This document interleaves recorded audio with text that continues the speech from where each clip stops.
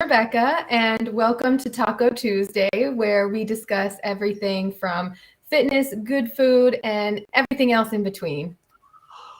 Our goal with these live talks is Go to not have on. a brain fart when you're talking, is first of all.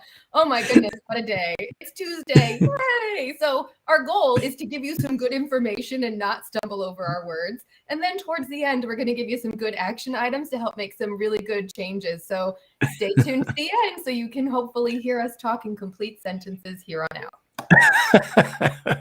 There will almost certainly be stumbling over words, at least if I'm involved. I'm Brandon.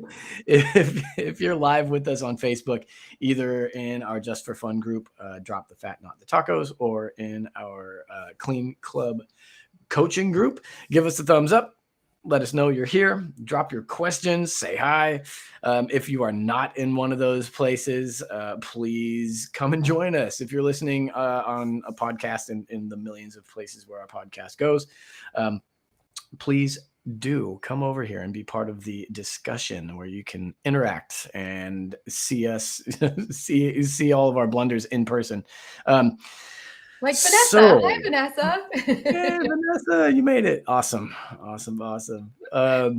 So today we're talking about how hard it can be to fit movement into our lives, right? That is a big struggle. People go all over the place. They seek all kinds of resources for this. It's one of the first things people ask me about or approach me about in my coaching, and yeah, it could be challenging. Rebecca, this was super challenging for you when we started working together. Can you talk a little bit about where you were and how it felt in that place? Because I think a lot of people can relate. Oh, buddy, that's such a loaded question. All right, here we go. I've shared a little bit before, but in 2018, which I'll remind you was almost 2 years before the pandemic even was a thing, 1 month after I officially launched my gifting business that, by the way, I had been trying to get to for 6 years, not just like I'm going to start a business tomorrow sort of thing. I was also juggling a full-time sales job, and my husband was working full-time and going to school. So we had quite busy lives. We became caregivers for an ill parent. And when the pandemic happened, struggling to have time for myself became, I don't have time for myself. It wasn't a question. It wasn't when do I have time? It was, I don't have time. And by the time you and I started working together, it was kind of a hot mess, right? I think I can say I was kind of a hot mess. I gained back 50%, and that's being polite and nice. I think it was more than that, but I gained more than half of the weight that I had lost. That big, huge chunk of weight, I gained it all back. I was caring for someone, and I mean physically caring for my mother-in-law, bathing, changing her feeding tube. I won't go into all that fun stuff, but then we also had to manage her household and her estate. And, we had to do all of that on her own, and I couldn't delegate or drop, not to mention, let something go. There was no way I could let any of those things go. Everything I was doing was important. Then on top of that, every 2 to 3 hours for the last year and a half or more of her life, I had to wake up every 2 to 3 hours to provide her care that she needed. It wasn't an option. So I was super busy trying to run my business and, be a caretaker, which meant I was overwhelmed emotionally, physically exhausted. And not only that, I was unable to travel. I couldn't even have a date night. I couldn't even leave the house with my husband. I could not leave because one of us had to stay behind. So okay, let me leave the house and go to the gym. I can't be away from the house for more than an hour because somebody might need me and I need to be by my phone all the time. And so, that means I can't go work. So on top of everything else, I'm not earning a paycheck, and that caused financial strains on us. Do you feel tired listening to my story? I feel tired telling my story. You were crazy. Yeah, it's crazy. And I was drained. I had no time for anything. And most days it wouldn't be until 9 o'clock at night before I'd go, oh crap, I need to eat something. I forgot to actually eat today.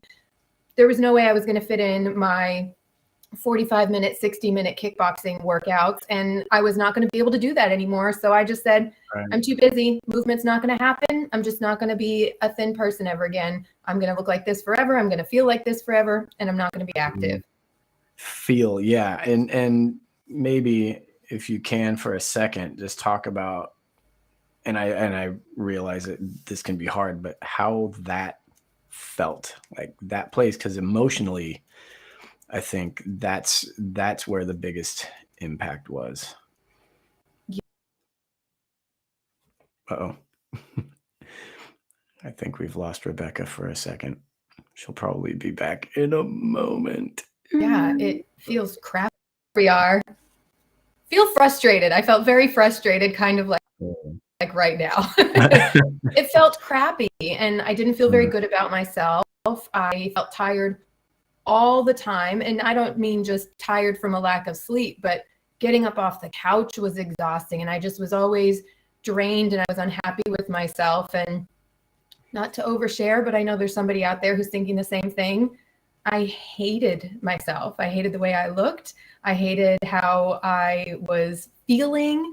And that right there put a really heavy emotional weight on my shoulders and just made me go, I don't love myself. How can somebody else love me if I don't love myself? It was miserable. It was absolutely miserable not taking care of myself. Yeah, it was a dark time. It was tough. I know. So that's where you were when you came to me. Lucky you. And that's what I do. When we're at that level of overwhelm, we're really in survival mode at that point, right? All our body wants, despite knowing what we need to do, that we need to do things to, like move and really dying to improve our health, knowing how important it is.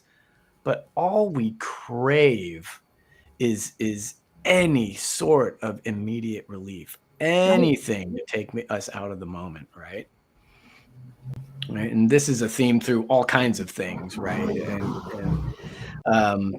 But yeah, that just a moment to stop trudging, right? And to shut off just for any sort of relief. And to stop feeling crappy. Yeah, to stop feeling crappy. And right. And the way to stop feeling crappy is to do more stuff that is uncomfortable, perhaps, or we exhaust our willpower throughout the day, even when we don't have crazy, like really, really heavy stuff like that going on. Yeah. Just working a 9 to 5, requires a lot of willpower. And, and then we expect to call on more willpower to do more stuff that we likely just don't feel like doing, right, at the end of the day. And it just doesn't happen. And I think there are a few things to think about in terms of maybe shifting our perspective a little bit. And there are also some things that we can do to make things actually fit into the schedule, because that's the other part, right? Just like logistics. But yeah, when it feels like there is literally no time a lot of the time, right? We just don't have it. And that is actually, right, as we figured out, even with all of the stuff that you had going on, it's rarely true. Right. That it's not there, that we can't put something in. But if you are trying to jam an hour at a time into, one of the 12 hours of the day that you've got, and possibly more if you have travel time, etc., like it's going to be a lot harder. That is hard. That can be really difficult. For sure. Impossible, right? Oh, totally. And I completely used to do that. I mean, I would tell myself, you don't have time. I wanted to work out. You don't have time. In fact, when you and I first started talking and we talked about doing some personal training together, I said, I just don't have time. And Yep, I just admitted it a few minutes ago that I said all the time, I just don't have time. And Yeah. what you and I figured out is that, like you said, even with all that stuff going on, I could actually quite easily make the time logistically. I could find the time. It was that I didn't want to think about it. I was just shutting it out. And emotionally, I was so Mm. spent at the end of the day that coming up with a plan to work out the next day when I wasn't sure what to do in a short period of time that would be beneficial, I would say, I can't even think about that or look into it or research it right now. I've got too much going on, but maybe in 2 months when this settles down, or maybe Always. in 3 months when we get a new caregiver, or maybe in 2 weeks when this happens, and 2 weeks would go by and three more Yeah. moles would hop up after I whacked one down, and it just Yep. never happened. I'm so glad you said that because we all do it. That's the Mhm. biggest thing I hear. People come to me, asking about coaching and whatever, and then by the end of the conversation, they go, you know what, this sounds great. I can't wait to do it. I just have to get some things out of the way to First. make it happen, right? Yeah, I got to do some After things this is first. over, after my Right. family gets through this, after that, it's always after something else that doesn't have anything to do with taking care of Always. yourself. Always, always, always. So, yeah, if you can relate to that, please drop, tell I us, know there's tell people us out in there the comments. listening. I better see comments, yeah, because I know, I know. Mhm. Yeah, so if you can relate to that, please let us know in the comments. You can just type something like "never time," right? It's never the right time. Um, Mhm. so I want to kind of address the mindset end of that first, and I think the Please obvious do. place to start is shrinking everything, right? Shrinking expectations, and we'll start with that. Like when people tell me that they don't have time to exercise or move, it's usually because they think they have this expectation that they can't make progress unless they work out for like an hour a day or more, Yep. right? And we have to shrink that. That was Yes. me. You and so many other people. Um, Needs to be 60 minutes a day. I think that's what I told you. I need to find 60 minutes a day. right. Right. Otherwise, they're like, I'm just not getting anything done, No which is point. just not true. As a matter of fact, it's very, very valuable, possibly more valuable to move frequently than it is to move like intensely for a shorter amount of time, or I mean a longer amount of time. I'm sorry. Um, yeah, and I want to sweep up some doubters here who might not not believe that because I know you're out there. I get it. Um, how can doing a bunch of little movement be better than a big huge workout? But it's true. It's that cumulative, right? It's that Mhm. cumulative effort that Yep. that pays off. So Rachel, right, just posted in the Clean Club about how she can be at home and do an hour workout every day, and she's a beast, right? I've got a front row She seat. is. She kills it. She does a lot of working out, but she can do that and still gain weight. This is true for a lot of people, right? And you're like, dude, I'm kicking ass every day. What the hell? Mhm. Yeah, right. And she, and have a pretty good handle on her diet as well. Yet we went to New York. We ate everything in sight. So Like jealous. seriously, it was crazy. Like I haven't eaten that Oh, much the food in my entire pizza. life. I know, so bad. Pizza envy. And we didn't work out at all, not once for a week. And she came back and she hopped on the scale, which we're all afraid to do after a vacation. And Mhm. she had gained less than half of a pound despite no workouts, right? And I mean, we went ham. I mean, we ate so much stuff, Did she and drink a glass of water before she got on the scale? I think that's what she did. totally right. Yeah, and so yeah, less than half a pound she gains, and almost definitely like inflammation, water retention, and Yep. it was, I'll bet it was gone within the day. Mhm. moving frequently. Okay. And that's what we did. We were kind of up and down a lot, every day throughout the day, but doing nothing intense, right? Right. Walking, went to some museums and things like that, but we're like on the subway a lot and sitting, but up and down frequently. And that is a huge secret. My work with diabetics at the VA and the research shows it. I mean, it's well documented.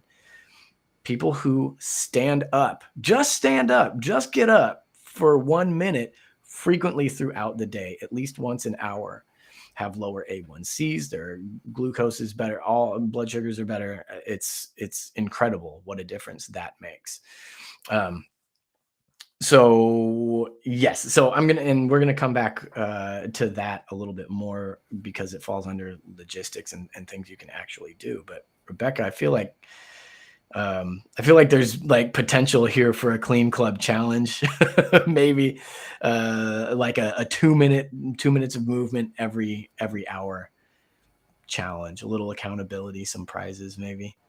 I think we were talking about this and a little excited. We're going to do something really awesome. And then I want to hear from all of you what you think of it. So in our clean club, what we're going to do is 4 days a week, we're going to give you just 2 simple moves each day. Very simple that you can do 10 reps of. Repeat that 2 times, repeat that 3 times, whatever your fitness level is. And I guarantee you by the end of the month, movement will be easier. You'll be doing things that you couldn't do at the beginning of the month. And just that tiny little bit, it'll take you less than 10 minutes to get this done 4 days a week.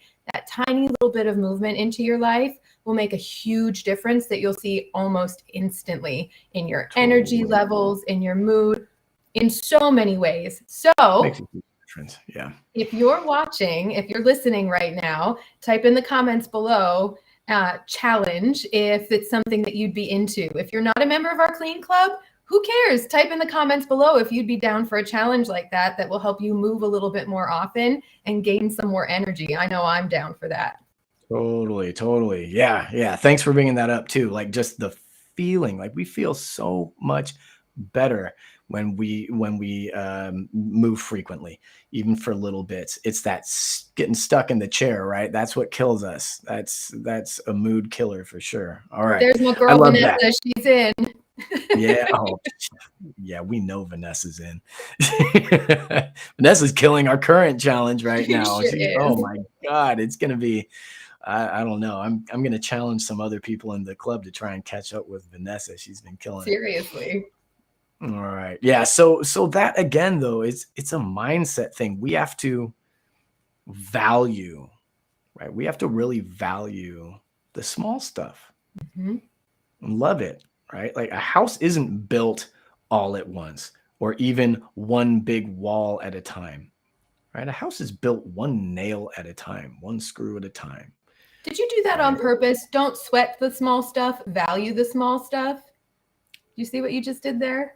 I know. I'm such a dork. Call me out. But yeah, it's huge. We have to really collect and accept and celebrate, right? Those small victories, right? I'm going to talk more about that because you are a big part of that. But another thing that we need to do is stop forcing ourselves to do things that we hate. Okay, that's a big thing, but also stop hating on everything. Mm-hmm. I get so many people that are like, like I hate working out. I hate it. Like if it involves movement, I hate it. Like we've got to, we get kind of addicted, mm-hmm. I think, to bitching about stuff, right? Complaining. Oh my God. Negative thinking is addictive. And I think it's, Rebecca, we really had to sort of, and I know you hated it, right? Like affirmations and makes my skin crawl. I know, right? But it's that self-talk. Like we had to work around the affirmation thing. There was an issue there, but really like developing some positive self-talk was huge, mm-hmm. right? And part of that is being connected to your why. And I hate that because it's become so cliche, but it is so True. important to stay connected to that, like to recognize and value any sort of thing that gets you out of a chair, and value it as something that brings you, a vehicle that brings you the things that you want to have in your life. Mm-hmm. So I think that is a big part of it. When we worked together, Rebecca, one of our practices, the first one was envisioning, right? And feeling Yep. the future that you would have when we built some habits, right? It's really all about, like, we're going to picture it, we're going to feel it, we're going to talk about what it feels like to be there, and really put that into our heart and soul. And that takes a little practice as well. But if we can do it, that's like, that's the foundation. Remember how Right. stupid you thought it was? Nobody ever asked me to imagine a feeling before. I'm like, nope. Okay, I'll imagine this feeling I don't have. Okay. But you wanted it, I did. right? And we had to really practice feeling that, to stay in touch with it, talking about it, being excited about it. I just can't wait for Fitmas. So stupid. I'm not, because I'm not a woo-woo guy either, No. like, at all. I'm like all about the, like, let's get down to business, let's do this shit. Mhm. But it's possibly the most powerful piece. You have to believe. Mhm. And it's definitely the piece that people neglect more than any other step. Yep. For sure. Absolutely. And all of us just kind of want to get down to it and, bust our asses and get some gains and, look good and feel Right. good. And we all just want to get down to it. But one of the most important things that I've learned is that really your mind and having a positive mindset. And honestly and truly, I thought I always had a positive mindset, but I didn't. I had a very negative mindset, especially towards myself. And part of fixing that is the foundation of everything, not just fitness, not just health, everything. And we really just can't rely on how strong our willpower is, because our willpower is going to run out. No matter how strong it is, it will run out eventually. And Yes. so that's why it's important to stay emotionally in touch with that beautiful future and believing that it is possible and that it can happen. But you're also saying, as you have before, to accept and love small wins. I've heard you call it bite-sized wins. And this was definitely a key to my success. Not having to emotionally take on those big 60-minute or more workouts, doing stuff I hated or wasn't really enjoying, like running, all the running that everybody wanted you to do. Why do I have to run? I hate running. I don't want to do this. But then I started collecting little bite-sized wins throughout the week, and I started feeling better, and I started feeling good about myself. And it felt rewarding to say, wow, look at that. You did that. Out of everything you're doing, you did that. And I want to make sure that we don't miss that point. The moment you start feeling good and you feel that victory over something teeny tiny and small is huge. I needed wins. I didn't need them to be huge. I needed something to celebrate. And I didn't realize that I wasn't giving myself permission to celebrate wins because they weren't big enough. If I didn't work out for an hour every day, I was failing. And, if I didn't eat only green vegetables and skipped out on the, vegan at that vegan cheeseburger that I wanted to eat, which I know is a contradiction. Lots of people want to murder me right now. I get it. But, those things aren't healthy. And you can still eat them once in a while without punishing yourself. And really, my only win was the big finish line, doing everything perfect all the time. Right. And I wouldn't let myself celebrate until I got to my ultimate goal, which, if you remember, it was Rebecca's revenge body and rock hard abs. Like 3 months. Go back and watch these podcasts in like September, October, and every other sentence is, I'm going to get rock hard abs. And what? Yeah. What a crazy person. I definitely remember the revenge abs. And you know what? Like, that was part of your fuel at the time. And that was fine. But yeah, I was pretty insistent about magnifying those those little wins, wasn't I? But you Yes, deserve them, right? I Like I'm did. from Actually, I my really did. perspective, right? I'm looking at Mhm. somebody who's like beating themselves up for not like climbing the whole mountain every day. I'm just going like, you showed up. That's the win, right? That's the win. So yeah, shrinking those things is just huge. Collecting those little wins, Mhm. absolutely huge. Um, yeah, we've got to celebrate every every chance we get, right? So, Yes. um, but there's another really big value to embracing those and valuing those little bite-sized actions, right? Bite-sized action also makes it logistically so much easier to manage and fit into our crazy ass schedules, right? Like I've got a Mhm. crazy if you've got a crazy crowded landscape, right? Then you can't plant big ass trees, right? It's like plant a huge oak tree in this already crowded place. It doesn't work. You need to plant seeds here and there, and those will make room as they grow. Yep. Many of us don't have an hour plus of undisturbed time. And that's okay. You don't need to. I don't. And I think I, keep up pretty well. But getting up and doing some movement, any movement for like, for less than 5 minutes every hour throughout the day is a fantastic start. It's a really great start and it will pay dividends. I know you don't believe me. It will. It does. Because not only is it, we can talk about your metabolism and what it does for that as well. But it plants those seeds. It plants places for your self-care time to grow bigger. I'm huge on this, guys. Like I'm really kind of giving you a big kind of secret to my coaching and how I work with people. It's Mhm. planting those seeds and then growing them from there. Like, have you ever seen like a weed growing out of like a crack in the sidewalk or something All the like that? time. Or like in my backyard, like I have an oak tree that just like an acorn fell into this little teeny tiny space Poof, in the tree. curb, and yeah, and it's an oak tree now, and it moved things aside to make space for itself, and it just kind of happened naturally. That's how this works. A lot of this, but it starts with that planting that little seed. So little tiny pieces. Some people have a little bit more, right? So like that less than 5 minute, movement throughout the day is a great start. Or like our HIIT classes are less than 30 minutes.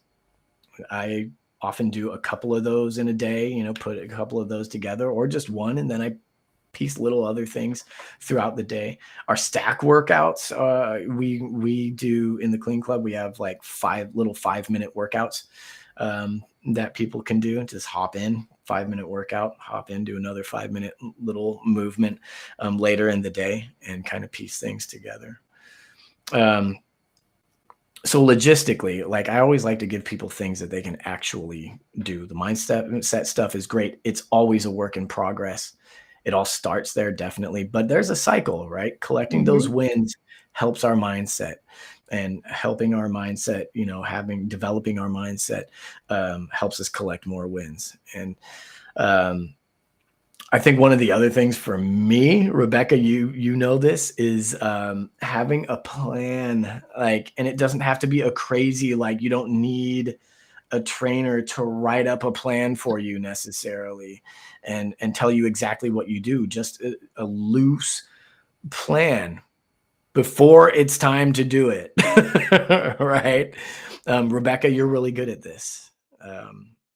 But it is so so helpful to have a loose idea at least of your weekly exercise schedule. Like I have a few things built in, like my HIIT boot camps that I teach. Those aren't going anywhere. Those are like have to show up things, right? A couple of days I know I'm going to go on a small hike with my dog, little brief hike, or a quick run, a couple of days, and then there are a couple of days of weightlifting thrown in there. Like I kind of always know what I'm doing day to day. And P.S., none of those things take more than 30 minutes at a time. Mm-mm. Every once in a while, a nice long hike, right? But for the most part, right, I don't do any of those things for a long time. Some of them are only 18 minutes. And I have sort of an, emergency workouts for times when the wheels just fall off and I only have 5 minutes at a time throughout the day because shit is crazy, right? Mm-hmm. My plan is go onto the Clean Club website and watch one of the video on demand workouts because I forgot to plan something the night before. That is my go-to lately. Thank goodness for Awesome. that. Right? Yeah, thank That's you. It's awesome. meant for our clients, but it's very helpful for me too. By the way, I'm really good at having a plan now, mostly because of the work I went through with you last year. And I tell everybody all the time, the best part about working with Brandon is you get the benefit of a coach all the time. Oh, we're going to be working in 15 minutes. Well, while we have 15 minutes, could we talk about this thing I'm struggling with and help me come up with a plan? So I have a little bit of a leg up. I will say that. But right now happens to be my favorite time of the podcast. Are you ready? It is recap and action item time. So to simplify everything and bring it together, I think probably first and foremost, the most important point to review is that we should never, ever, ever convince ourselves that we don't have time for movement in our life. Right. Instead, reevaluate the amount of time you think you really need to make movement work within your life. Doesn't need to be an hour, doesn't need to be 45 minutes, doesn't even need to be 30 minutes. 15 or 20 minutes is all you need at the very, very most. You can do even less with less. More with less. Oh my God, my brain does not work today. You know what I meant? More with even less. You talk now. I'm going to stop. More with less. That was funny. Yeah, you don't need to spend an hour of your day, Correct. Doing the most intense workout to be successful and fitting movement into your life. Good, healthy, and impactful movement can be, as little as just a few minutes in a day. It also doesn't need to be a crazy, complicated, or intense workout either, right? We're talking about just moving that butt. That's it. So let's see. And and in July in the Clean Club, right? Our daily challenge. That's what we're going to be doing. 10 minutes or less. I think maybe we'll compete in how many times a day people get those little things in. I don't know. We'll play around with. We'll have to play around with that. What's going to be the competition there, but that'll be fun. But yeah, whoever completes it, regardless of their beginning fitness level or whatever, will get to see a big impact and with a new habit perhaps that you can provide you. Yeah, I'm going to try this talking thing one more time. Are you ready? Let's hear it. So one of my favorite parts, which goes along with what you just said about working with you, was that you were very different from the other trainers and coaches that I met. You showed me that I can start with small changes, small habits, just one at a time. And to that point, also celebrate small wins and victories because they're important. So the one thing I would like everyone to do that is a very easy action item, in fact, put a reminder on your calendar for the end of the day if you have to. But today, at the end of the day, I want everyone to look back and celebrate a win, even if it was a tiny one. Even if you're Vanessa Sizemore and you jumped in and participated on our Taco Tuesday, that is a win. Celebrate it and be proud of it. And really, really, really focus on that. I love it. Yes, every day. There are victories that we can celebrate. And once you have that feeling, and make a plan. That was our other, point. I think our recap got a little crazy, but sounds about normal. Yeah. Once you have that feeling though, right, you use that momentum. And we talk about momentum management and inertia management, and that's a whole other discussion. But get that ball rolling. Small movement throughout the day is really good for that. Plant those seeds. Yeah, and then have that plan, right? Have that plan, know what you're doing. And it'll definitely have an impact. All right. As always, I want to know what you guys are thinking. I want to hear questions. I want to see what I always see in Drop the Fat, Not the Tacos, and in the Clean Club, especially. I want to see you guys lifting each other up. Yeah. I love seeing that. It's awesome being there and supporting each other and people being vulnerable. I just want to give a shout out to everyone, especially in the Clean Club this week, Sure. who really like put it on the table, right? Like there was a lot of like, I'm having a hard time with this, and putting it out there. Guys, that's what does it for me. And having people, reach out and support each other within that. So I love you guys. Keep doing what you're doing. Come back and join us next week and be part of the conversation. And we'll be here for you. Bye, guys. All right. All right. Bye, guys. Love you.